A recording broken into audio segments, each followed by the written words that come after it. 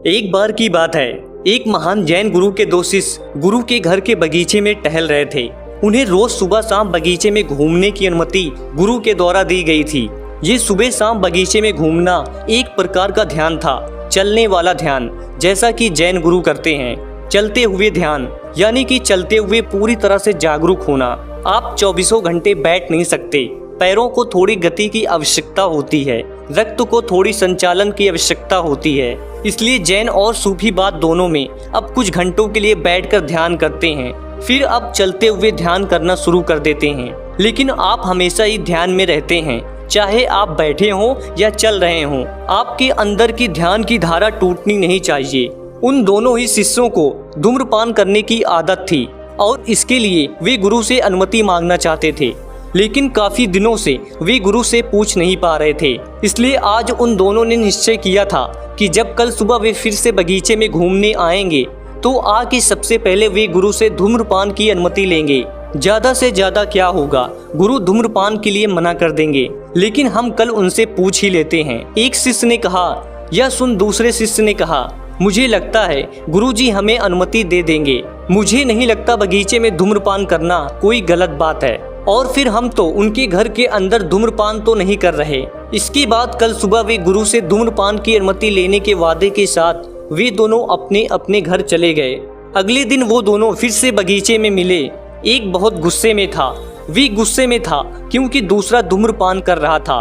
उस दूसरे शिष्य ने तंबाकू की एक कश्त भरते हुए पूछा, क्या हुआ? पहले शिष्य ने बड़े गुस्से में कहा, मैंने भी पूछा था लेकिन मुझे साफ मना कर दिया और कहा कि नहीं कर सकते, और तुम यहाँ धूम्रपान कर रहे हो, अपने गुरु के आदेश का अपमान कर रहे हो। दूसरे ने कहा, लेकिन उन्होंने तो मुझे हाँ कहा है। यह सुन पहले शिष्य ने कहा, यह तो बहुत अन्यायपूर्ण बात है।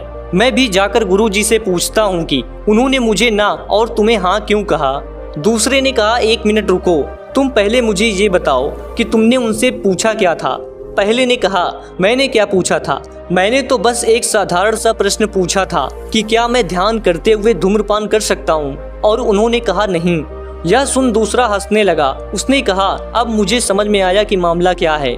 मैंने गुरुजी से पूछा था कि क्या मैं धूम्रपान करते हुए ध्यान कर सकता हूँ, और उन्होंने कहा हाँ। यह बस हमारे प्रश्नों को पूछने के तरीके और शब्दों के चुनाव में फर्क था, और तुमने देखा कि हम दोनों के उत्तर बिल्कुल अलग थे, जबकि हम दोनों एक ही प्रश्न पूछना चाहते थे। यह पूछना कि क्या मैं ध्यान करते समय धूम्रपान कर सकता हूँ, कितना बदसूरत सवाल है। इसका उत्तर भी ना ही होना था, क्योंकि अगर कोई ध्यान कर रहा है फिर वो ध्यान के बीच में धूम्रपान कैसे कर सकता है।